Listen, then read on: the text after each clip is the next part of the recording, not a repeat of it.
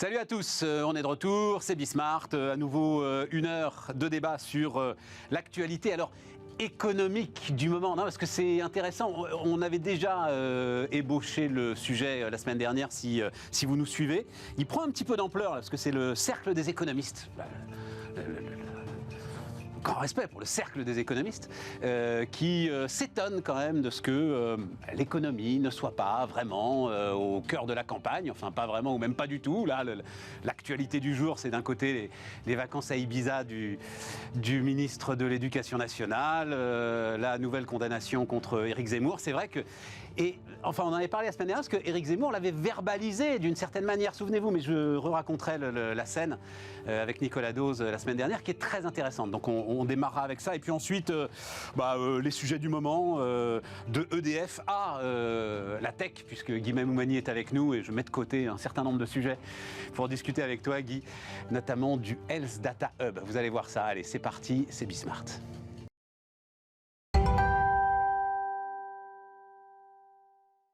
Donc, autour de la table, Anaïs Wajidis. Bonjour Anaïs, docteur en géographie, spécialiste de l'industrie, mais on en reparlera évidemment ensemble. Guy Mamoumani, donc bonjour Guy, coprésident du groupe Open, et Erwan Tison, directeur des études de l'Institut Sapiens. Salut Erwan, et merci d'être avec nous. Donc, la séquence de la semaine dernière, moi je l'ai trouvée absolument passionnante, et elle résumait peut-être ce début de campagne. Donc, je ne sais pas si vous l'avez vu, Nicolas Dose, donc... interview Éric Zemmour et commence en lui disant, en fait, j'ai lu votre programme, je me suis ennuyé.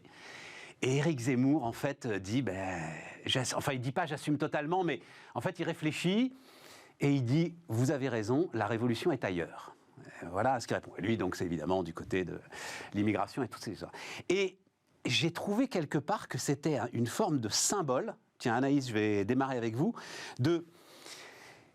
C'est vrai, une économie laissée en marge. Oui, il y a les mesures, j'ai presque envie de dire basiques, la retraite à 64 ans, 100 000, 200 000, suppression de postes de fonctionnaires, on ne sait même pas d'ailleurs si ça a la moindre importance. Ils glissent ça dans leur programme, etc. Mais en fait, il n'y a aucune réflexion un peu originale à l'occasion de cette présidentielle sur les sujets économiques. Et le cercle des économistes, d'ailleurs, s'en étonne. Comment est-ce que vous regardez ça ? Alors, ce qui est amusant, c'est qu'on s'en surprenne, parce que je crois que l'originalité dans la vie politique française, elle nous a quittés déjà depuis plusieurs années. En tout cas, c'est mon point de vue. Déjà en 2017, il n'y avait pas forcément de grande innovation dans la campagne. Alors peut-être dans des styles de campagne, mais dans les discours, on revient toujours quand même à la même chose, c'est-à-dire... La retraite à points, l'assurance chômage pour les démissionnaires, l'ensemble de la campagne, d'ailleurs qu'il a laissé de côté, mais l'ensemble de la campagne Macron, elle était quand même économiquement en rupture, Anaïs. Elle était, alors, économiquement en rupture, mais encore une fois, alors là, on est sur un sujet qui est assez intéressant, c'est-à-dire que finalement, est-ce que des programmes en rupture amènent des politiques de rupture ? Très bonne Donc réponse. finalement, est-ce que quand on veut des programmes de rupture et qu'on n'est pas capable de les conduire derrière, on ne contribue pas à engranger encore plus de défiance, de rejet des citoyens à l'égard de la classe politique et de sentiment que finalement, peu importe qui est au pouvoir, les programmes sont les mêmes. Et la deuxième chose, ça pose la question du courage déjà de porter quelque chose d'innovant et ensuite de mettre en œuvre ces mesures. Et donc là, la campagne, elle est très... Il y a d'une part le gouvernement qui est quand même toujours un peu dans cette forme d'autosatisfaction. On a eu des chiffres assez extraordinaires là, au cours de ces derniers jours. 1 million de créations d'entreprises, ce qui ne veut absolument rien dire, parce qu'on a majoritairement des micro-entreprises. Les 25 licornes... pardon Anaïs, pardon. Plus de 220 000 sociétés classiques dans ce million. Oui, 220 000. Ce chiffre-là aussi est historique. Non, mais quand on regarde la courbe fournie par l'INSEE, on voit qu'on est quand même sur une tendance... Enfin, le pic se fait surtout sur la micro-entreprise, ce qui pose quand même des questions sur l'état de l'entreprise. On a tout un indice des entreprises en France, l'état de l'économie française. Enfin, il y a quand même... Je ne dis pas que le résultat n'est pas historique, mais ce que je critique, c'est cette espèce d'autosatisfaction en permanence des chiffres qu'on voit à outrance sans prendre la peine de décortiquer ce qu'il y a derrière et ce que ça se traduit en phénomène économique. Et donc la campagne, elle risque d'être à la fois centrée sur le Covid, parce qu'on a cette sorte d'imprévision et de difficulté à se projeter, sur un concours peut-être de mesures sur de la réduction d'un côté, de la réduction d'aide publique, de l'autre côté, d'aide publique coule à flot et que finalement plus personne ne s'est restructuré, et au détriment d'un vrai projet de société. Aujourd'hui, ce qu'on attend, c'est finalement d'avoir des candidats qui portent une vision de la France et d'un pays qui doit se transformer au regard de l'échéance climatique auquel on est confronté. Donc le cercle des économistes cite 7 sujets principaux. Alors ils disent 1,5 million. Moi j'avais lu que c'était plus en fait. De jeunes gens qui sont donc totalement en dehors de toute structure. Ça fait à peu près 20 ans que tu as 15% de la classe d'âge, donc à peu près 100 000 gamins qui disparaissent, qu'on appelle NEETs, là, enfin qui disparaissent de toute structure. Donc voilà, enfin, ça va plus loin que les décrocheurs. C'est-à-dire qu'ils sont sortis de tout. Ils sont sortis d'absolument tout. Donc, premier sujet pour le cercle des économistes, pouvoir d'achat, les retraites, le rôle de l'État et des finances publiques, la réindustrialisation, l'environnement et l'Europe. Erwan, comment est-ce que tu vois cette absence quand même? C'est la première fois qu'on voit des candidats l'assumer d'une certaine manière à ce point-là, en disant on a... Un seul, ouais. On a un problème de société et l'économie suivra. Alors, il y a 5 ans, j'étais dans un autre think tank qui s'appelait la Fondation Concorde et j'étais en charge de chiffrage des différents programmes des candidats. Pendant la primaire de la droite, c'était absolument extraordinaire quand on s'occupait de ça parce que c'était vraiment une orgie d'idées, de propositions, toutes plus ou moins innovantes que les autres, mais en tout cas, l'économie était vraiment on va dire, le juge de paix de cette élection présidentielle. Je me rappelle quand on avait fait quelques papiers dessus. Quelle année, Erwan ? 2016-2017. Ouais, c'est ça. Le programme de Fillon, je me rappelle quand on était en la primaire, il y a eu beaucoup de retours, notamment sur les réseaux sociaux. On avait plusieurs d'autres méta-analyses. En fait, quand on avait chiffré que c'était le programme le plus rigoureux, il y avait en fait tout simplement, on avait fait plus de 10 ou 15 000 retours directs, instantanés, justement sur ce genre de communication-là, parce que c'était ce que venaient chercher les gens. Il y avait le côté, quelque part, je veux un bon gestionnaire, je veux effectivement un programme qui soit le plus dur possible, etc. Mais l'économie, en tout cas, était au cœur du projet. Le problème, c'est qu'aujourd'hui, Covid a complètement anesthésié notre habitus et notre homo economicus, et en fait a complètement créé une distorsion par rapport aux grandes variables économiques qu'on avait. La croissance n'est plus un problème parce qu'on est en train de vivre l'année avec la croissance la plus importante depuis 40 ans. Le taux de chômage n'est plus un problème parce que c'est le taux de chômage le plus faible depuis 15 ans qu'on a. Les déficits et la dette publique ne sont plus un problème parce que l'argent est gratuit, et les déficits commerciaux ne sont plus un problème parce que de toute façon personne n'y comprend rien. Donc le problème, c'est qu'on a ces conjonctions de ces 4 justement grands problèmes économiques qui, du coup, vu que soit c'est plus un problème parce qu'au final facialement on a des taux qui sont historiquement hauts parce que l'année dernière ils étaient historiquement bas, rappelons-le. On se dit que c'est pas grave, et d'un autre côté on a une classe politique qui n'y comprend pas grand-chose à l'économie et qui s'adresse à des électeurs qui n'y comprennent encore moins. Donc quelque part ça arrange bien tout le monde de faire une campagne qui soit pas sur l'économie, qu'on va ressasser allez là qu'est-ce qu'il nous faut effectivement 100 000 fonctionnaires, impôt de production, ça a bien marché dans une enquête d'opinion, il y avait 10 milliards, 40 milliards, qu'est-ce que c'est que 30 milliards aujourd'hui, c'est une paille, c'est 10 mois de tests gratuits. Donc en fait on a complètement perdu tous les agrégats financiers. Il y a 5 ans, Stéphane, si vous aviez dit je propose une mesure de baisse d'impôt à 20 milliards, vous m'aurez regardé en me disant sortez de ce plateau, vous n'êtes pas sérieux. Aujourd'hui, quand on vous dit 20 milliards, c'est ce qu'a dit par exemple dernièrement Éric Zemmour, c'est ce que dit Valérie Pécresse, on vous dit ouais bon 20 milliards c'est pas très ambitieux, on va regarder plutôt de chez Mélenchon. Et les 100 milliards de Mélenchon il y a 5 ans, je me rappelle on avait commenté son programme, c'était complètement apocalyptique, c'était ridicule. On avait même dans certains modèles économétriques fait peser un risque sur la crédibilité de la monnaie de la zone euro, sur un plan à 100 milliards. Aujourd'hui 100 milliards on se dit petit joueur, petit... Non mais c'est catastrophique parce que quand vous voulez arriver là-dessus, alors tous les candidats ne sont pas encore arrivés en campagne, le président de la République se déclarera le plus tard possible je pense. Qu'est-ce qu'on peut proposer comme programme là-dessus? La seule mesure, je suis d'accord avec vous, il avait un programme vraiment innovant, c'est pas un jugement de valeur, mais sur des choses qui effectivement étaient nouvelles en 2017. Mais la seule mesure sur laquelle justement il a non seulement gagné des points, et il y a eu un survote, l'IFOP a fait un très très beau travail géographique justement sur les intentions de vote avant et après la mesure, c'est la taxe d'habitation. Il y a eu un survote entre 20 et 30 points dans les communes qui ont un taux de taxe qui payent la taxe d'habitation à un taux entre 15 et 20 points supérieur à la moyenne nationale. Ce qui était, c'est juste une incise, j'ai pas encore eu le temps d'en parler, mais j'en parlerai.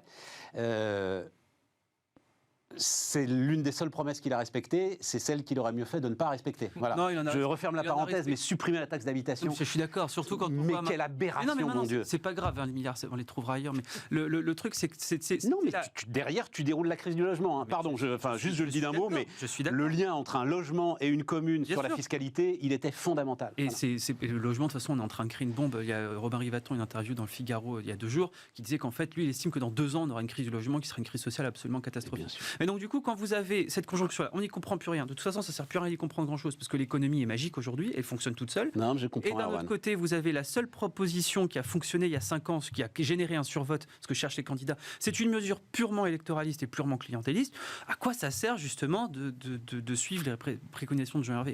J'ai le plus grand respect pour Jean Hervé, je suis d'accord avec son programme, des points qui manquent. Le logement, les NEETs, c'est une bombe sociale absolument catastrophique. Le décrochage industriel, le décrochage en R&D, le décrochage éducatif, le décrochage territorial, la fracture numérique, enfin, tous ces sujets-là, mais à quoi ça sert? Parce que de toute façon, votre temps d'antenne en plus aujourd'hui, votre temps politique est de plus en plus restreint, vous n'avez que très peu de temps pour avancer des choses, donc il vous faut de la punchline, du pré-mâché. Ces sujets-là, ce tronc complexe pour de la punchline, mais je vais promettre des baisses ciblées, une mesure sur l'identité, un truc sur migration, puis une petite phrase pour faire un petit peu parler. Aujourd'hui, le but, c'est d'occuper l'espace jusqu'à le jour de l'élection, Stéphane. C'est plus d'être le plus crédible, c'est d'occuper le plus. Oui, mais n'empêche que je trouve que je suis parfaitement d'accord avec ce que disait Anaïs, c'est-à-dire que effectivement, nous aussi, moi j'étais à BFM Business, on avait participé avec Emmanuel Le Chypre, voilà, que je salue d'ailleurs, j'en profite. On avait fait aussi ces opérations de chiffrage, etc. On avait même essayé de faire un peu d'économétrie, qu'est-ce que ça donnera en termes de croissance, etc. et tout. Anaïs a raison. À l'arrivée, en fait, ce luxe de détails n'a servi absolument à rien et tout a été rangé aux oubliettes. Et ceci explique peut-être aussi en partie cela. Guy ? Écoutez, moi, je ne vais pas en rajouter à mes collègues, mais s'il y a bien une révolution qui est oubliée dans tout ça, c'est la révolution numérique, franchement. Alors bon, déjà, Jean-Hervé Lorenzi, ça ne me surprend pas. Hein. Moi, j'aurais mis en numéro 1 la révolution numérique, puisque... Non, j'aurais mis en numéro 1 nos gamins quand même. Mais non, parce que les maires de tous les autres, on va, par exemple, trouver des nouveaux moyens d'intégrer les gamins grâce au numérique. La grande école du numérique en est un exemple. Dramatique elle existe depuis combien de temps, Guy, la grande école du numérique? Elle a 10 ans. Et ben voilà. Et ben il y a déjà. Et elle n'arrive pas à remplir ses effectifs. Mais parce que. Tu vois, parce qu'en fait, tu vas pas les chercher. Non, enfin bon, bref. Alors je vais finir sur ce que j'ai dit. Je vais te répondre là-dessus. Quand Zemmour a été interviewé, je crois, par Caroline Leroux, elle lui a posé une question sur le Python. Le Python, etc. Bon. Il ne savait pas du tout de quoi il s'agissait. Je ne lui en veux pas trop. À la limite, bon, peut-être que, bien que d'autres hommes politiques auraient rebondi. Mais il aurait pu parler de la révolution numérique à ce moment-là. Mais c'est quelque chose qui lui est totalement étranger. Or, allez, on va en prendre tous les exemples. La santé, l'éducation, l'industrie. T'as personne à convaincre ici. Moi, j'ai une question précise. Oui, Attends, j'ai une question précise. Il faut enseigner le Python à l'école ? Mais bien sûr. Ah, tu crois mais ça, évidemment. Toi ? Il vaut mieux en primaire enseigner le Python. Mais bien sûr. Prendre un peu de cours de français et d'orthographe. En quoi c'est exclusif ? Mais non, tu peux pas rajouter sans arrêt. Mais non, tu peux pas rajouter sans arrêt. Mais non, c'est. Ils sortent, ils savent pas écrire, ils savent pas lire et écrire. Ils sortent du primaire. Non, mais voilà. Ça n'a rien à voir. Mais ils n'ont pas attendu d'avoir le problème du Python pour ne pas savoir lire et écrire. C'est un autre sujet. Et encore, je pense que le numérique peut aider à apprendre à lire et à écrire. Mais aujourd'hui, pour former non pas des ingénieurs, non pas des travailleurs du numérique, des citoyens, il faut à tout prix donner un bagage numérique depuis l'enfance.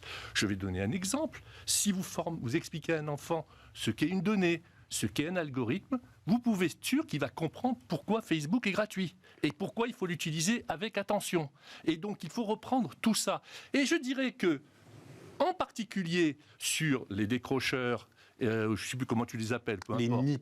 Voilà. N-E-E-T. Le travail de la grande école du numérique, quand même, qui concerne 20 000 jeunes chaque année. Tous les jours. Chaque année. C'est un travail absolument formidable. Donc, personnellement, si j'étais président de la République, j'augmenterais massivement toutes les questions de formation, du primaire, la grande école du numérique, jusqu'à l'université, pour préparer à ce nouveau monde. Parce que vous me faites tous rire. Si vous voulez parler de quoi et que vous allez être dans un nouveau monde qui n'a plus aucun rapport avec l'ancien, des contrats de travail issus de la révolution industrielle, tout ça, vous allez vous retrouver devant un mur. Donc, je vous invite, messieurs les candidats, à bien réfléchir. Guy, j'ai pas besoin de savoir comment marche un moteur à explosion pour avoir mon permis de conduire. Voilà. Tu vois, j'ai l'impression qu'avec... J'ai l'impression d'entendre ma femme, inspectrice de l'éducation nationale. Je vous salue.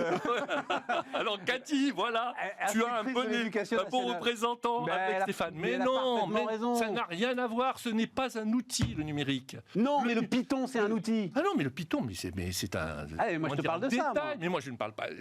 Oui, d'accord. Python, ok, on fait partie. Bon. Regarde les programmes, d'ailleurs, intéressant que le ministre Blanquer a mis en œuvre, que ce soit dans le primaire, que ce soit dans le secondaire, avec son CAPES d'informatique, son agrégation d'informatique. Eh bien, c'est un programme général autour du numérique. On n'est pas là pour apprendre à coder, ça n'a aucune importance. D'accord. Il faut que le coding soit un des éléments, mais on est là pour comprendre cette révolution, puisqu'elle va nous concerner pour chacun d'entre nous. Anaïs, il faut apprendre le Python ? Il y a de très bons experts du numérique. Par contre, là où je suis assez d'accord, c'est que tout le monde parle aujourd'hui de réindustrialisation. Moi, je ne suis pas tout à fait d'accord quand on dit l'industrie n'est pas dans le cœur de la campagne. Justement, elle est au cœur de la campagne, mais personne n'y comprend rien. Et donc, tout le monde dit on va rapatrier des usines sans comprendre le détail. Et c'est très lié justement au numérique et à toutes les questions autour de la donnée. Quand tout le monde parle d'industrie 4.0, d'usines de plus en plus automatisées, on a tout un bloc numérique qu'on doit comprendre autour des produits et puis toute l'évolution des modèles économiques. Et ça, on n'en parle pas du tout. En général, on parle d'un côté de l'industrie et de l'autre côté du numérique et on n'arrive pas à lier les deux sujets qui représentent aussi, parce que c'est un des thèmes qui va revenir dans la campagne, aussi des questions de souveraineté, que ce soit à l'échelle nationale ou à l'échelle européenne, qui représentent plein de défis en termes de maturité. C'est-à-dire qu'aujourd'hui, quand un industriel ne maîtrise pas la couche du soft, ce qui se passe de plus en plus, son risque, c'est de se faire ringardiser. Et c'est ce qu'on est en train de voir dans l'automobile. C'est ce qu'on va voir dans plein d'autres produits, notamment dans le B2C, où la couche logicielle va être plus importante que finalement le support physique. Et c'est là qu'on est en train, à mon avis, de perdre des avantages stratégiques considérables et d'être en retard technologique, ce qu'on ne va pas pouvoir rattraper, sauf aller faire des acquisitions un peu ciblées à l'étranger. Alors que le ministre Macron, à l'époque, a lancé un programme très intéressant qui s'appelle Industrie du futur, qui justement devait répondre à ce qui vient d'être... Mais ils sont dedans. Enfin bon, Anaïs, tu leur parles plus que moi, mais... Tous les industriels sont dedans aujourd'hui. Je ne sais pas si... Enfin, pardon, c'est évidemment essentiel à l'industrie. Je ne sais pas si c'est un sujet de président de la République que de parler du mariage de l'industrie de papa et du numérique. C'est un sujet d'industriel. Je ne dis pas que c'est qu'on doit faire une campagne là-dessus. C'est juste quand on parle de réindustrialisation, on essaye d'en faire un thème fort de la campagne pour toutes les questions qui ont été évoquées, que ce soit la balance commerciale, que ce soit de l'emploi, etc. Le numérique est un sujet... En fait, ce que je veux dire à travers ça, c'est que quand on regarde les politiques, ils ont des approches extrêmement silotées de tous les problèmes. C'est-à-dire, on a l'expert de l'éducation, on a l'expert de ci, l'expert de ça, mais le fait... En fait, on sait très bien, je vais le rappliquer peut-être un exemple qui parlera plus, quand on est dans une entreprise qu'on doit transformer, on sait bien que le problème, c'est pas forcément le transformation de la direction A, de la direction B, de la direction C, c'est l'interconnexion entre le A et le B, parce que c'est ici justement que tout le monde déverse les problèmes qui ne vont pas et personne ne veut s'en charger. Donc on est sur une déresponsabilisation générale. Et donc tous les sujets de la présidentielle sont liés. Donc traiter juste l'industrie sans prendre le numérique est une erreur, sans prendre le sujet de la balance. Je comprends ce que vous voulez dire, tout à fait. Et en plus, le numérique, avec ce qui se passe en ce moment autour des licornes, des levées de fonds, etc., résumé en fait à une ambiance start-up, start-up nation, etc., alors que le sujet est ailleurs. Juste, je te donne la parole, Erwan, mais puisque je savais que tu venais, le baromètre France Num, il est tombé la semaine dernière, et il est quand même très intéressant.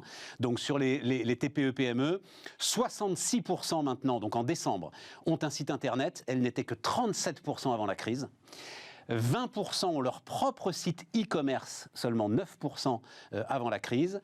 43% ont une plateforme d'échange de documents en ligne entre collaborateurs. C'était seulement 17% avant la crise. L'occasion de rappeler avec Guy que France Num, c'est 3500 activateurs, c'est-à-dire des experts, des spécialistes qui sont à votre service, à vous, voilà, chefs d'entreprise, TPE, PME, pour vous aider justement à enclencher l'ensemble de ce truc. C'est un travail absolument remarquable. Remarquable. Voilà une agence du gouvernement, comme on en critique beaucoup, mais qui est extrêmement efficace, terrain, et qui a des résultats. Absolument. Erwan. Non, c'est quelque part une des vertus de cette crise-là. On a notre observateur santé qui est en train de travailler sur la même chose, sur le domaine de la e-santé, de la télémédecine, etc. On remarque effectivement qu'il y a des variables absolument fantastiques. L'habitus s'est transformé de manière totale sur le numérique, que ce soit du côté B comme du côté C. Ce qui est très intéressant, c'est qu'effectivement, on dit toujours que ça nous a fait gagner 5 ans, cette crise, d'un point de vue digitalisation. Mais ce qui est encore plus malheureux, moi je rejoins ce que mes deux compères, mes deux camarades ont dit ici, c'est que malheureusement, ça ne transparaît pas dans les... Il y a une différence totale, le marché n'est pas équilibré entre justement l'offre politique et la demande sociétale qu'il y a derrière. Le côté tout siloté, il y a... Oui, mais alors regarde, attends Erwan, je me permets de te couper. Alors j'ai déjà parlé de cette discussion passionnante que j'ai eue il y a maintenant quelques mois avec des professionnels du bâtiment. Je discutais avec eux, ils étaient tous là réunis et ils étaient tous réunis à dire on parle plus un mot de français sur les chantiers. Bon, voilà. Et donc, le truc était en train de monter dans la campagne, et je dis, mais pourquoi est-ce que vous... En gros, l'idée, si on les met tous dehors, qui va construire les maisons ? Je dis, mais pourquoi est-ce que vous ne prenez pas la parole sur ce sujet ? Et ils ont eu une double réponse. La première, on ne touche pas à ça. Hein. Et la deuxième, on est conscient que le sujet est ailleurs. Eux-mêmes, si tu veux, disaient, on est conscient que le sujet est sans doute plus identitaire qu'économique. Tu vois ce que je veux dire ? Voilà. Donc, c'est réflexion intéressante. Non, mais ce qui manque, enfin, le côté, ce que j'allais dire, c'est que ça va un peu dans ce que tu nous racontes, mais à force de tout vouloir siloter, en fait, qu'on branche qu'aux différents lobbies, qu'aux différents secteurs, on leur demande de siloter, d'être experts sur leur sujet, très bien, mais ce qu'on attend d'un président de la République, c'est la personne qui va présider aux destinées de la nation, c'est d'avoir effectivement une vision qui ne nous explique pas est-ce qu'il faut apprendre ou non le Python, mais c'est qui nous dise quelle France je veux dans 10 ans. Il y avait 3 candidats qui avaient proposé ça en 2017, même si c'est pas ma calme, il y avait Mélenchon, il y avait Benoît Hamon et il y avait Emmanuel Macron. Et c'était les 3 qui disaient voilà le projet que je veux. Emmanuel Macron, c'était le projet d'émancipation par le travail. Vous n'avez pas de diplôme parce que machin, c'est pas grave. La formation professionnelle, l'assurance chômage vous permet de la fluidité tout au long de votre vie et vous choisissez l'âge de départ en retraite. Hamon, c'était il y a une disparition de l'emploi à cause de la robotique, on va taxer les robots et on va financer un revenu universel. Et Mélenchon, c'était effectivement il faut se tourner vers les innovations qui soient justement de rupture pour en finir avec le capitalisme. Donc c'est pour ça qu'on va aller voir l'espace et notamment l'éolien en mer et derrière pour développer justement nos avantages comparatifs géographiques. Donc c'était très intéressant. On avait justement cette vision-là. Et c'est pour ça d'ailleurs que, pardonnement, c'est pour ça que ces candidats ont plu et qu'il y a eu vraiment une certaine émulation par rapport à ça. Aujourd'hui, j'ai des sous-préfets, j'ai des inspecteurs des finances qui m'expliquent effectivement comment est-ce qu'on va toucher tel et tel paramètre. Mais c'est peut-être pour ça aussi que, mais là encore, c'est pas du tout ma cam, qu'Éric Zemmour justement a une certaine, une certaine appétence de l'électorat auprès de lui parce qu'on lui raconte une histoire. Aujourd'hui, vous pouvez pas justement faire de la politique sans raconter une histoire. Et cette histoire, elle doit justement être. Qu'est-ce que je fais elle doit inclure. Qu'est-ce que je fais de mes gamins justement de 15% d'une classe d'âge. Alors, il y a un petit biais sur les chiffres. On a publié une étude dessus. Nathalie Chussot a fait une super étude. En fait, dans les NEET, il y a environ 15 à 20% des effectifs qui sont les bac plus 5 en recherche après leur premier stage, qui n'ont pas trouvé leur premier CDD et qui du coup sont en recherche d'emploi. Ah, ils sont là-dedans. Bah oui, c'est c'est pas en stage ni en. D'accord. Donc en fait, on n'est pas exactement à 100 000. On est plutôt aux alentours de 60 000 parce qu'après vous avez aussi beaucoup de jeunes, ce qui est énorme. Parce que le problème, c'est que ces 60 000 personnes. Oui, donc on revient sur le 1,5 million sur 20 ans. Voilà. À peu près, mais ces 60 000 personnes-là, et là je suis encore plus pessimiste que Guy, c'est que nous, on a fait une étude sur les soft skills, et 60 000 personnes-là n'ont aucune soft skills de base, c'est-à-dire qu'en fait, ils ne sont même pas capables d'arriver à l'heure à un rendez-vous, de dire bonjour en regardant dans les yeux ou de nouer une cravate. C'est-à-dire qu'en fait, on est sur des personnes qui sont même pas. Tu peux même pas leur dire de venir dans leur école numérique, parce qu'en fait, ils ne voient même pas la nécessité de justement aller sur le marché du travail. C'est pas qu'on n'est pas dans la Cistana ou quoi que ce soit, c'est qu'en fait, c'est une question, il n'y a pas la brique de base. Et donc, du coup, tu ne peux pas construire des briques techniques au-dessus parce qu'il n'y a pas la brique de base. Donc, et le problème, comme tu dis, c'est 60 000 par an. Donc, tu es à 1,5 million sur 20 ans. Il n'y a rien qui est fait. Au contraire, tu as quand même une tendance à l'augmentation. Tu te dis, en fait, c'est simple, on va y arriver à 2, 3, 4, 5, 6 millions dans les années qui viennent. Tu cumules ça avec la crise du logement, le fait que justement, les jeunes, la part des jeunes dans le taux de propriétaires a été divisé par 2, le taux d'accès au logement diminue, le fait que justement, tu as une hyper concentration des revenus aux 2 extrémités de la distribution des revenus parce que tu as des hyper qualifiés et des moins bien qualifiés et tu te dis aujourd'hui en absence totale de projets sur les 10 ans, la société qu'on a c'est une société hyper polarisée avec, excuse-moi de le dire, des gens qui sont durablement exclus du marché du travail, qui sont totalement inemployables et des personnes qui pourront se loger, d'autres qui ne le font pas. Mais tu vois, comment tu vis dans cette société-là et là tu te dis, tu t'en fous de l'immigration, tu t'en fous de l'identité, parce qu'il y a des sujets qui sont structurellement en train d'exploser et qu'au final sont beaucoup plus importants que de savoir comment est-ce que je vais appeler mon fils ou Anaïs, vas-y. C'est un gros souci qui malheureusement, s'il n'est pas résolu là, la crise des Gilets jaunes a été en partie due parce qu'il n'y avait pas de débat économique pendant la campagne présidentielle de 2007 à cause justement des costumes. Là, s'il n'y a aucun débat de fond sur toutes ces questions-là, je plains le prochain président parce que ces débats-là, si jamais on ne les a pas à la télé et en famille pour justement avoir un petit peu une petite catharsis, on va les avoir dans la rue. Et c'est comme ça que tu radicalises des citoyens à peu près apaisés en justement des personnes avec un gilet jaune. Et en fait, c'est ce qui se traduit déjà en termes électoraux. On l'a vu, ça a commencé en 2017, on le voit sur les élections intermédiaires et à mon avis, la grande inconnue de cette présidentielle, c'est pas de savoir le score de la gauche unifié, pas unifié, ça va être le taux d'absentéisme. Et ce qui se passe, c'est que ce qu'on appelle les électeurs traditionnels du PS qui se sont détournés vers Macron, ces gens risquent de ne pas aller voter parce qu'ils ne se retrouvent plus dans aucun projet de société Et donc on commence à avoir des phénomènes d'exit démocratique très sévères, et le débat en fait se repositionne sur des projets plus locaux, parce que les gens s'intéressent énormément à la politique, s'intéressent énormément au pays, et ça fourmille de plein d'idées, mais ils ne voient plus la politique comme une solution à la reconstruction de ce projet de société, et donc on a une société qui est en train de s'atomiser complètement. Tu vois, j'ai découvert ça, je dois dire, parce que je regardais les histoires d'inflation, de hausse de salaire et tout. Pardon, hein, mais donc le point d'indice des fonctionnaires est gelé depuis 2010. 2010, mais enfin... Ils ont GVT quand même, mais... Ouais. Oui, mais enfin, quand même. Oui, le GVT est plus important que l'inflation. Mais bon, et plus important que l'inflation ? Ça peut arriver. Puis après, vous avez beaucoup de primes aussi qui se font. Mais... Non, mais c'est-à-dire qu'à un moment, tu vois, je m'étais dit là, je regarde l'hôpital, etc. et tout. Donc, tu as aussi un sujet de reconstitution des services publics. Je ne sais pas si on aura le temps de parler EDF, mais enfin bon, voilà. Donc, comment augmenter les fonctionnaires, essayer de redonner un tout petit peu de solidité aux principaux services publics sans abîmer la compétitivité et sans alourdir la dette ? Bah en fait, je comprends que si je suis candidat à la présidence de la République, je préfère laisser ça de côté, tu vois. Mais il y a les salaires. J'ai pas la réponse, hein. Non, mais enfin, tu vois, il y a une forme d'impasse dans lequel est notre pays qui, à un moment, soit tu renverses complètement la table, soit Ils avaient sorti un truc qui était assez intéressant sur les salaires de profs en début de carrière, et en fait, les profs sont ceux qui ont le moins progressé en termes de salaire sur les 20 dernières années. Alors, je peux même te dire, Bac plus 5, donc professeur des écoles, Bac plus 5, tu as 80% du salaire moyen de l'ensemble des Master 2. Voilà. Mais la solution est aussi peut-être aussi à réfléchir sur le fonctionnement du service public en tant que tel, c'est-à-dire sur le fait que les gens aujourd'hui, moi c'est ce que je vois à l'université, c'est-à-dire que les gens ne se consacrent plus à leur vocation, à leur métier. C'est-à-dire quand on choisit un métier en général, on essaie d'avoir une vocation, on passe beaucoup plus de temps dans des tâches administratives à remplir des dossiers pour essayer de trouver des fonds, etc., qu'à vraiment faire le métier qu'ils ont choisi. Oui, mais t'es coincé de partout, Anaïs. Je crois qu'il y a une surcouche administrative. Je discutais l'autre jour avec quelqu'un qui travaille sur le domaine des greffes, j'étais épatée entre le temps de greffe par rapport au temps administratif. On arrive sur des choses qui sont complètement incohérentes. Enfin, je ne suis pas une grande partisane de Koenig, mais quand il parle de simplification, je crois qu'il touche quand même quelque chose qui est vrai. Pour le moins de trucs, on est sur un empilement pour se sécuriser, on perd en productivité. Tu te souviens de Thierry Mandon et Guillaume Poitrinal ? Juste un mot pour parler de ça, parce que Koenig, il n'a pas découvert. Thierry Mandon, Guillaume Poitrinal, Conseil national de la simplification, ils vont très très loin. Ils sont au bord de créer quelque chose qui aurait été l'équivalent du Conseil d'État, et puis bam, tout est laminé. C'est-à-dire que et il y avait de l'énergie là, hein, avec ces deux-là. Vas-y. Moi, je suis d'accord avec cette simplification telle qu'elle est définie par Koenig, par exemple, hein, parce que disparition des normes, etc. Ça ne marchera pas, ça ne se fera pas.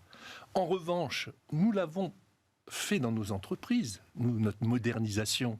Comment fait-on pour absorber les différents règlements, la sécurité, le RGPD et tout ce qui arrive à chaque fois, et pour autant progresser dans notre compétitivité, notre productivité? Donc ça, c'est un travail que l'État doit faire. Et si j'ai un reproche à faire au candidat Macron, c'est qu'il avait cette idée-là, cette vision de modernisation de l'État, qu'il n'a quasiment pas mise en œuvre par rapport à ce qu'il pouvait faire. Prenons l'exemple des hôpitaux. Les hôpitaux, c'est quand même extraordinaire de voir que les salaires des non-soignants sont à ce niveau-là. Pourquoi ? Parce qu'on ne modernise pas. Et c'est toujours... Je suis désolé de mon tropisme numérique, mais en fait, c'est normal, on revient toujours au sujet de la modernisation, de la transformation numérique, comme Anaïs l'a défini, c'est-à-dire une transformation qui soit en profondeur. Il ne s'agit pas d'informatiser un sujet, mais de transformer l'entreprise, transformer l'État. Et objectivement, tu disais, je ne vois pas de solution. Ben moi, je la propose, cette solution. C'est une modernisation générale de l'État. Et c'était le programme du candidat Macron. On marque une pause, les amis.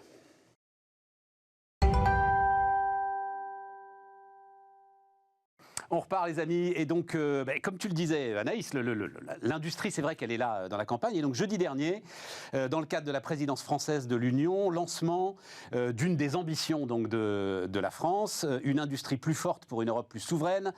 Y a-t-il vraiment moyen d'avoir une action européenne sur cette question ? Bruno Le Maire le croit, il parle d'un alignement des planètes exceptionnel et d'une prise de conscience de tous les grands pays européens, et donc 3 projets, alors ça s'appelle projets importants d'intérêt européen commun, qui permettent de s'affranchir des règles concurrence de Bruxelles. Donc 3 projets sont déjà lancés sur les batteries électriques et la microélectronique, et Paris veut profiter des 6 mois qui viennent pour lancer 4 autres projets sur les semi-conducteurs, l'hydrogène, la santé et le stockage des données.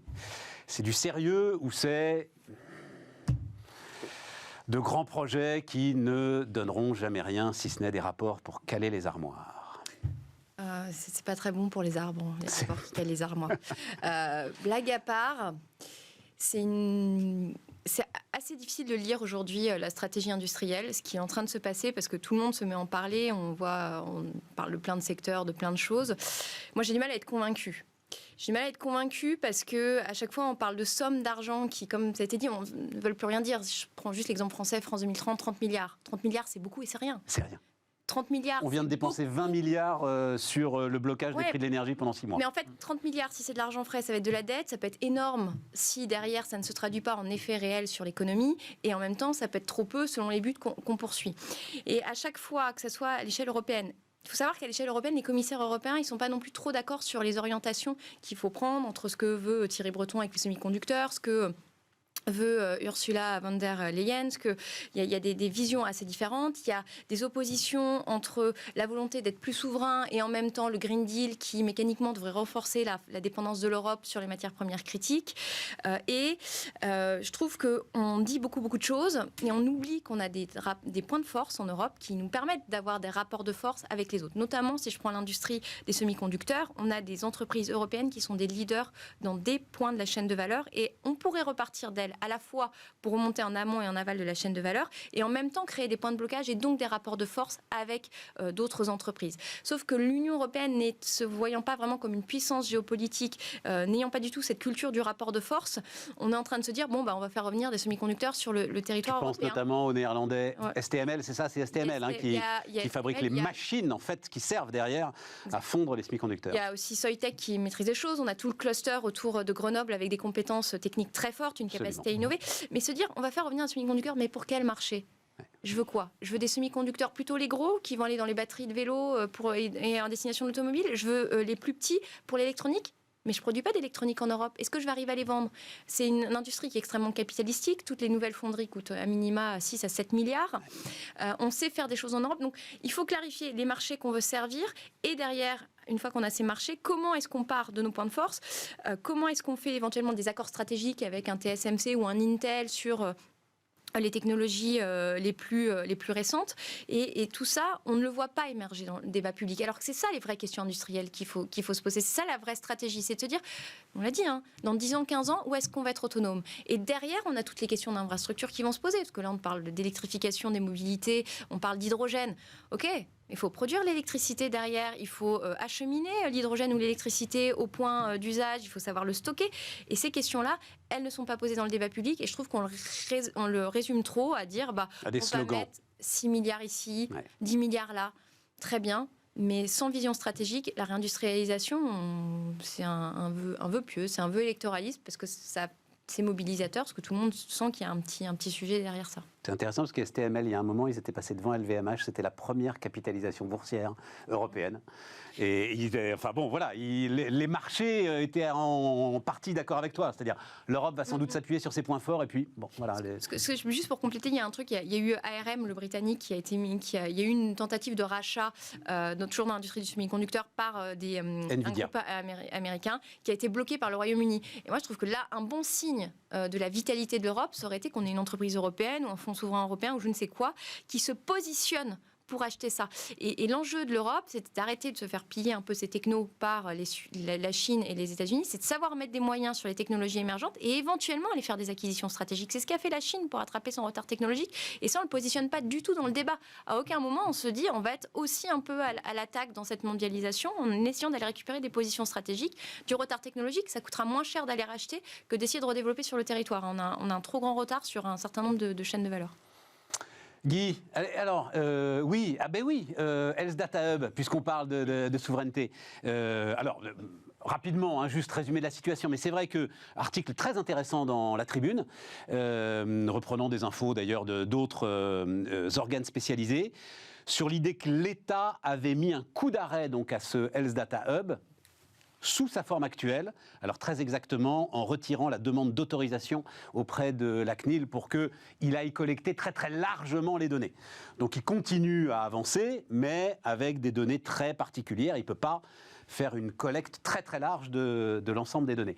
C'est très bien résumé, Stéphane, mieux que le titre que vous venez de donner, parce que le coup d'arrêt n'est pas, en l'occurrence, la bonne expression. Enfin, c'est l'interprétation qu'en faisait le journaliste de la Tribune assez intéressante sur l'idée de dire c'est quand même ennuyeux que ce soit Microsoft qui fasse tourner ce truc-là, et donc on ne voudrait pas que ça nous pète à la figure pendant la campagne présidentielle, alors que justement on est en plein débat sur la souveraineté. En fait, il faut d'abord rappeler que le Data Hub aujourd'hui, c'est 55 projets qui sont mis en œuvre, 11 qui produisent déjà, donc c'est vraiment de la recherche efficace. Donc c'est un véritable succès pour un projet public d'avoir réussi à respecter délai, qualité, productivité, c'est quand même extraordinaire. Et coût, c'est quand même formidable. Et là-dessus, tu es constant, Guy. Alors, en toute transparence, Groupe Open participe au Health Data Hub. C'est pour ça que je t'interroge là-dessus. Oui. Et toi, tu es constant là-dessus. Ça n'aurait pas été possible s'il avait fallu s'appuyer sur une technologie européenne ou sur un centre de stockage de données européen. Mais je crois que c'est... D'abord, le stockage est européen. Oui. Donc, je peux préciser. L'anonymisation, les logiciels ne le sont pas, voilà. Etc. Tout ça. Non, mais tout est basé en France, etc. Donc, oui, je confirme. Et je crois même que maintenant, on ne revient plus là-dessus. À part quelques personnes qui veulent vraiment faire du lobbying, mais sur le reste, il n'y a pas de contestation là-dessus. La contestation, c'est de se dire, oui, Microsoft dépend du Cloud Act et par conséquent, il y a un certain danger, entre guillemets, auquel Stéphanie Combe, la directrice, a répondu 1000 fois, sur la sécurisation des données, sur tout ce qu'il fallait faire. Mais de toute façon, le sujet, c'est de se dire, OK, et je suis un fervent partisan d'une souveraineté numérique et du développement de solutions européennes, voire particulièrement françaises, ce sujet. Mais que fait-on en attendant? C'est juste ça, la vraie divergence. Mais tu vois, regarde, le directeur général d'OVH, le nom m'échappe que... Paulin. Non, pas voilà, Michel Paulin, avait eu cette phrase que j'ai trouvée pleine de bon sens au moment du... c'était au moment du plan France 2030. Il dit, mais on n'a pas besoin de subventions, on a besoin de commandes, dit-il. Ben oui, mais elle commence par là, elle commence par le Health Data Hub. Écoutez, je suis patron d'un projet. J'ai un certain nombre de critères à respecter. Je vais commander, d'accord, en priorité un Français. Mais il est à 100 km du besoin. Comment je fais ? Je ne vais pas sacrifier mon projet. D'ailleurs, il y a quelque chose qui se passe et sur lequel il y a des hurlements. Vous avez remarqué, la SNCF, la BPI, tous les jours, vous avez Renault, tous les jours, vous avez une annonce de gens qui choisissent ces clouders, ces hyper-clouders américains. Franchement, ce ne sont pas des huluberlus. Ce ne sont pas des traîtres. Oui, je comprends. Ce sont juste des gens qui sont pragmatiques. Ça n'enlève rien. Et je rejoins ce qu'a dit Anaïs sur une politique industrielle que l'on peut appliquer là sur le cloud, que l'on doit, d'un point de vue politique, mais ça n'a plus rien à voir au fameux projet, d'un point de vue politique, aider à la construction d'acteurs majeurs sur ces sujets-là. Et dès qu'on y arrivera, d'ailleurs, Stéphanie Combe l'a répété maintes fois, il y a une convertibilité qui est tout à fait envisageable dès que le niveau sera suffisant. Et puis, il y a quand même un choix que le gouvernement a fait, que je soutiens, qui s'appelle le cloud de confiance. Ça veut dire un très fort niveau de sécurité et ce qu'on appelle un Cloud Act free. Donc c'est une solution qui ne dépendra plus du Cloud Act, avec justement la solution bleue qui intègre les solutions Microsoft et le fameux accord Google-Thales. Entre Google et Thales. Voilà. Donc enfin, ça fait bizarre quand même de parler de cloud de confiance et en mettant Google dans le truc, quoi, tu vois. Enfin, non, parce qu'il ne s'agit pas de Google, il s'agit de licence Google. Donc, il n'y a plus de dépendance au Cloud Act. Ce n'est plus l'entreprise. L'entreprise est un capitaux français et vous faites une utilisation de licence. Alors, évidemment, mais maintenant, on peut toujours gueuler en disant « Bah oui, ça aurait été mieux d'avoir OVH. » Moi, je suis d'accord. D'ailleurs, Open est totalement agnostique sur ces sujets. Nous avons fait des très beaux projets avec OVH. Nous allons d'ailleurs annoncer un très beau partenariat avec un autre Français. Donc, tout ça, c'est tout à fait normal. Mais moi, si je dois faire un projet, je vais prendre tout ce qui me donne les garanties de réussite. Tu voulais rajouter un truc, Anaïs, et puis ensuite c'est un peu le serpent qui se mord la queue aussi, parce qu'on sait que les technos, elles arrivent à se développer, parce qu'en effet, il y a une demande, et donc des cas d'usage qui se multiplient, de l'amélioration, et qu'à un moment... Et malheureusement, c'est ce qu'ont été capables aussi de faire certainement des acteurs américains ou chinois, c'est d'être privilégiés et de miser sur des acteurs européens pour leur permettre de croître. Et comme on n'a pas de vision stratégique, finalement, on choisit une solution qu'on dit la moins pire, mais on ne permet pas à nos acteurs, on se donne pas vraiment les moyens de faire émerger nos acteurs. Et je pense que là, il y a un vrai débat qui joue aussi à l'échelle européenne. C'est l'histoire de SpaceX, c'est-à-dire qu'à un moment, tu as un institut public qui prend tous les risques pour aller faire émerger un nouvel acteur. C'est l'histoire de Huawei en Chine. Voilà. À un moment, ils ont fermé le marché des télécommunications pour faire développer Huawei. Et nous, on sort... Enfin là, je sais pas si... Non, mais alors... Non, mais là où c'est... Je préfère SpaceX comme exemple. C'est intéressant parce que pourquoi je cite l'exemple de Huawei, je ne veux pas prendre en exemple la Chine, c'est qu'à un moment, on a des acteurs qui émergent parce qu'on a en fait, on sous-estime. Quand on parle toujours des entreprises du marché, on se dit d'un côté, il y a le marché, de l'autre côté, il y a l'État. Sauf que quand on regarde les acteurs qui émergent, l'État a un rôle considérable dans la structuration de certains marchés et qu'on se refuse à avoir en Europe. Et pourquoi l'exemple de Huawei est intéressant sur la 5G, c'est qu'on avait des acteurs européens. Et au lieu de se donner les moyens de miser sur nos acteurs européens, qui n'ont pas pu aller se développer ailleurs, eh bien, on a réagi à 27 en ordre dispersé, entre ceux qui acceptent partiellement, ceux qui ferment, etc. Et c'est là qu'on perd la chance du potentiel du continent européen. Et j'ajoute, je te donne la parole à Erwan, mais j'ajoute quand même, Guy, tu dis Renault, SNCF, machin, etc., c'est pas des traîtres, mais évidemment. Parce que d'un côté, il va falloir aussi que les grands patrons qui pleurent à longueur de journée sur le fait qu'il n'y ait pas de stratégie européenne soient cohérents avec eux-mêmes et eux aussi acceptent de prendre des risques à un moment pour faire émerger des acteurs puissants européens. C'est leur intérêt. Nous sommes tous ça quand même en plus dans les deux entreprises citées. C'est des entreprises où il y a la France est actionnaire. Oui, mais il y en a eu d'autres pour le coup. Qu'aurait-on dit si par exemple le Health Data Hub avait choisi je cite des personnes, et puis qu'il y ait des millions de données qui sont dans la nature parce que la sécurité n'était pas suffisante. Qu'aurait-on dit si la SNCF choisissait une solution pour favoriser l'industrie française, et puis au bout du compte que ça génère des milliards de pertes? Il y a quand même un problème. On aurait dit, on est au cœur d'un débat absolument passionnant dans le dernier bouquin de Augustin Landier et David Tesmar qui s'appelle Le prix de nos valeurs, dont je vais parler de plus en plus et dont on parlera la semaine prochaine. On aurait dit, à un moment, on est cohérent avec nous-mêmes, on a un certain nombre de valeurs, on décide de les défendre et on va de temps en temps payer le prix parce qu'il y aura des accidents. Tu n'y crois pas? Je ne crois pas une seconde. Après, quand tu as le choix entre OVH et AWS ou Microsoft et que OVH plante toutes les semaines... Nous, on est chez OVH, hein, si tu sais bien, je peux te dire, il y a souvent des problèmes de messagerie, tu ne reçois pas. Tu fais aussi le choix de l'efficacité. Mais en 1954, le général Park Song en Corée du Sud, il avait justement comme volonté pour reconstruire le pays, il a insufflé ce qu'il a appelé le Big Push. En fait, le Big Push, c'était quoi? Il a capitalisé sur 5 entreprises phares, dans 5 secteurs phares, dont notamment les télécommunications, ce qui a donné Samsung derrière. Et il a dit, maintenant, je vais diriger à la fois les forces du privé et du public vers le développement, le fait de couver ces entreprises-là pour les développer et en faire des champions nationaux.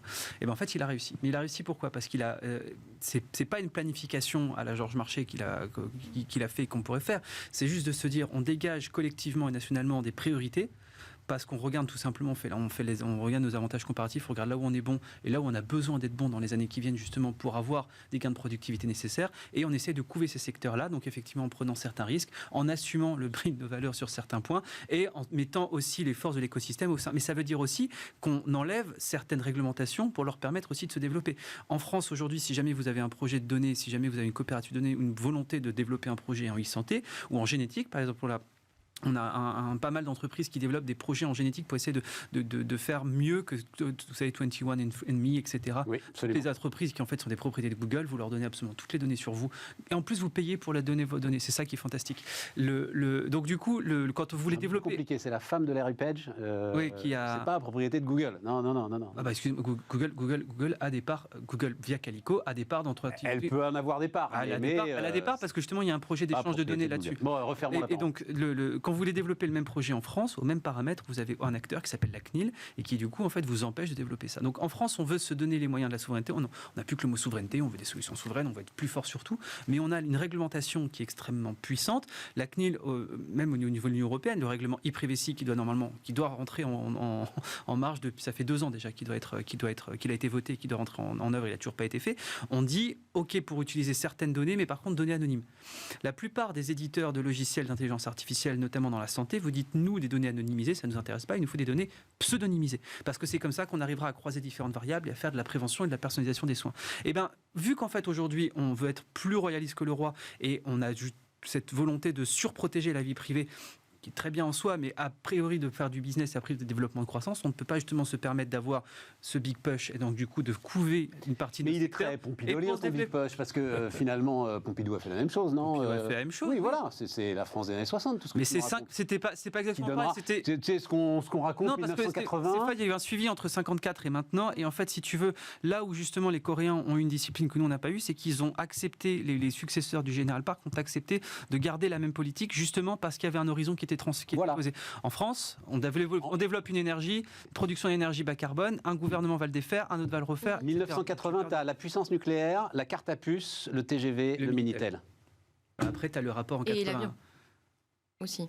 L'aéronautique était une des stratégies d'indépendance. Oui, mais ces 4 trucs-là, t'es en avance, mais sur tout le monde. Mais c'est vertigineux. En 94, tu as Gérard Tévy qui fait un rapport sur les nouvelles routes de la communication et qui dit l'Internet, ça sert strictement à rien. Exactement. Il faut mettre l'effort de recherche et de développement sur justement le Minitel. Le fait qu'après, que tu as des décideurs qui ne comprennent pas grand-chose, qui se disent on va flatter l'opinion, on va flatter machin, des bas instincts de certaines personnes. Non, mais ça, c'est clair. Mais attends, on s'est battu. On a eu un big push et puis... On s'est battu en France. On s'est battu en France il y a 6 mois pour faire revenir des productions de Doliprane et de paracétamol sur le territoire. Non mais aujourd'hui, si on produit avec la main-d'œuvre dans l'industrie pharmaceutique qui est la nôtre, si on produit du paracétamol, on le produit à perte. Donc du coup, vaut mieux se poser la question de produire justement des molécules à très forte valeur ajoutée, plutôt que de dire il faut du paracétamol et des masques parce que ça va faire plaisir. On pense que ça va faire plaisir à Mme Michu parce que du coup, ça va flatter notre surmoi protectionniste. Ce qui nous amène quand même, parce qu'il faut justement, alors l'un des héritiers de notre big push EDF. Donc là, il se trouve que donc c'est hier, l'agence Reuters, je crois, qui a révélé message interne de Jean-Bernard Lévy à l'ensemble des salariés d'EDF. Oui, c'est un choc. Donc je crois que vous avez absolument tous suivi ça.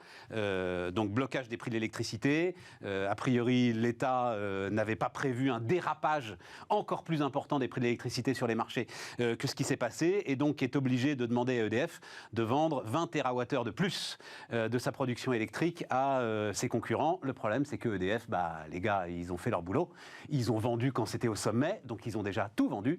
Et donc EDF va devoir aller racheter sur les marchés à 250, 300 euros le mégawattheure. Enfin, on verra bien, on verra quel est le prix. Peut-être qu'ils l'ont déjà fait d'ailleurs, etc. De quoi aller filer à leurs concurrents de l'électricité à 46,20 €, parce qu'on l'a quand même un tout petit peu augmenté, le mégawattheure. C'est complètement dingue. C'est un truc de dingue. Voilà. Et je rajouterai par-dessus ça la fermeture de Fessenheim. C'est-à-dire que ça, on en rajoute en plus pour des questions strictement idéologiques. Finalement, on est en train de bousiller un des avantages concurrentiels que la France a depuis des dizaines d'années, et c'est absolument incroyable, incroyable. Anaïs, tu peux comprendre ce qui se passe? Parce que moi, je t'avoue très franchement, je voyais, alors c'est la reine, on en a beaucoup parlé dans cette émission, on a fait 2 émissions spéciales autour de ce sujet que vous pouvez évidemment aller retrouver sur notre site internet. L'augmentation de la reine, puisque c'est ça le sujet, je disais, ils ne vont pas aller jusque-là, c'est pas possible.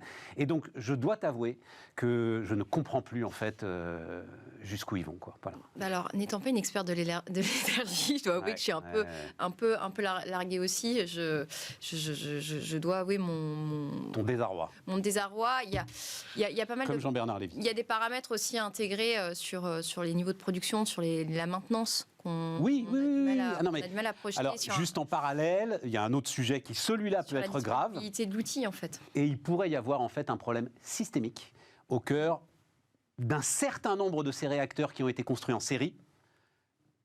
ce qui pose un problème sur ce qu'on va faire dans les années qui viennent. Donc là, il y a un sujet, effectivement.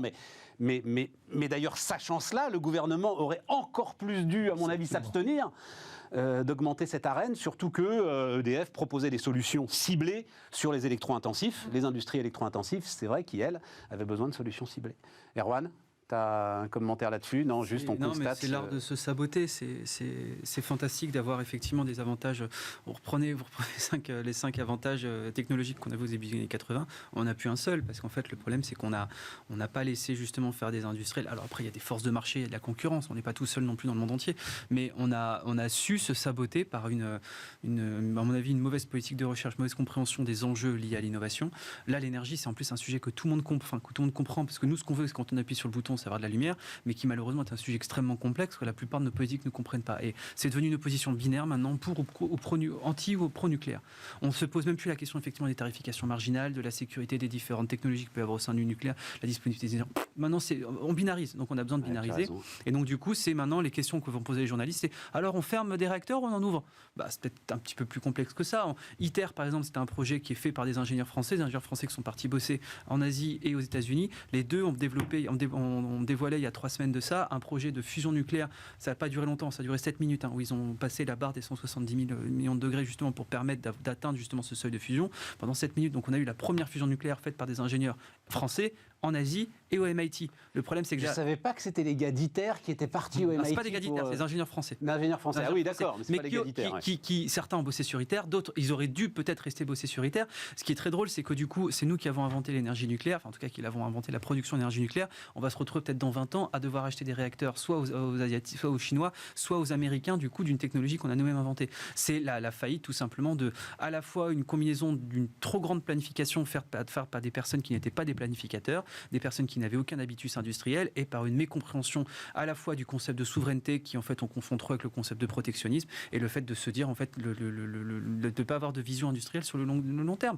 Donc au final on se retrouve aujourd'hui à devoir acheter des pièces d'avion qui sont fabriquées à l'étranger, on va se retrouver demain à devoir acheter des réacteurs qui seront faits à l'étranger, on se retrouve à importer du blé et des pommes de terre. Donc au final on a... Non, on n'importe pas du blé, pas encore. Regardez, non, on a une balance, on exporte le blé, on importe les chiffres, on importe les chiffres. Ce qui dans l'absolu on a une balance agricole qui n'est plus excédentaire, ce qui est quand même un tremblement de terre aussi dingue, complètement dingue, mais on n'en est quand même pas encore à importer du blé. On nous a dit qu'on ne peut plus faire de ratatouille à 100% française. Moi, ça m'a choqué aussi. Mais bon. Non, mais ce qu'à dire, Bayrou, c'est qu'on est un pays exportateur de matières premières, comme les pays sous-développés. Et en matière de nucléaire, parce qu'il y a des raisons... Enfin, la question de l'énergie, elle est approchée aujourd'hui de manière manichéenne, ce qui, à mon avis, n'est pas le bon débat. Et on a perdu des compétences et des savoir-faire clés. Enfin, la vente, je pense, c'est un trauma national, la vente d'Alstom à GE. Ah non, on part pas là-dessus, Anaïs, parce qu'on va pas être d'accord, là. Attends, ils sont en train de la racheter. Ils en veulent même pas, d'ailleurs. EDF, oui, on oblige EDF à racheter ces fameuses turbines Arabelle. Là. Qu'est-ce qu'on m'a gonflé avec ces turbines? Qu'est-ce qu'on va racheter? Ils en veulent pas. La question, c'est qu'est-ce qu'on va racheter? Qu'est-ce qu'on va racheter? Est-ce qu'on va racheter les brevets? Est-ce qu'on va racheter les contrats de maintenance? Ou est-ce qu'on va racheter un outil de productif qui, de la vie de tous, n'est pas ce qui a le plus intérêt? Alstom est aujourd'hui le leader européen et peut-être même mondial, parce qu'on découvre que le chinois CNCC n'est pas aussi fort que ça, du ferroviaire. D'accord. Si Patrick Cron, moi je le dis, je le martèle, n'avait pas eu le courage incroyable de vendre la branche énergie au moment où elle était vendable, il n'y aurait plus d'Alstom, comme il n'y a quasiment plus de General Electric. Bon, on voilà en reparlera. Ma conviction.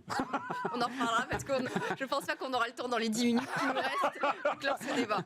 Mais je pense qu'il... Mais enfin, l'effondrement structurel, General Electric l'a vécu, l'effondrement structurel de valeur de l'ensemble de cet outil de production. Oui, mais il y a un moment, il y a quand même la question du choix qu'on fait, des compétences qu'on cherche. On en revient toujours à la question, c'est-à-dire qu'on veut remettre en place une politique nucléaire, redévelopper des centrales, et en même temps, on n'est plus forcément capable de les produire sur notre territoire. On a perdu des compétences. Aujourd'hui, le démantèlement de centrales, on n'est pas sûr de savoir le faire, mais la construction de centrales... Oui, mais c'est pas en vendant la branche énergie d'Alstom qu'on a perdu ses compétences, Anaïs. Il faut être honnête entre nous. Elles n'étaient pas là, les compétences. Non. Il y a quand même un certain nombre de savoir-faire sur Alstom qui est reconnu par tous. Après, est-ce que...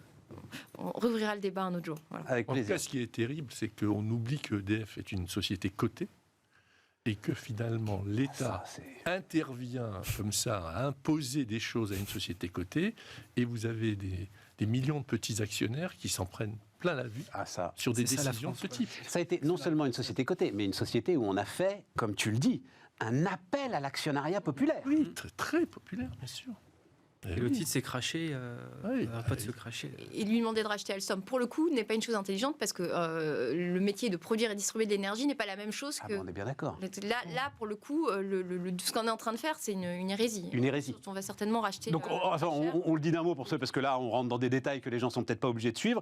On impose à EDF de racheter, effectivement, alors notamment les fameuses turbines Arabelle.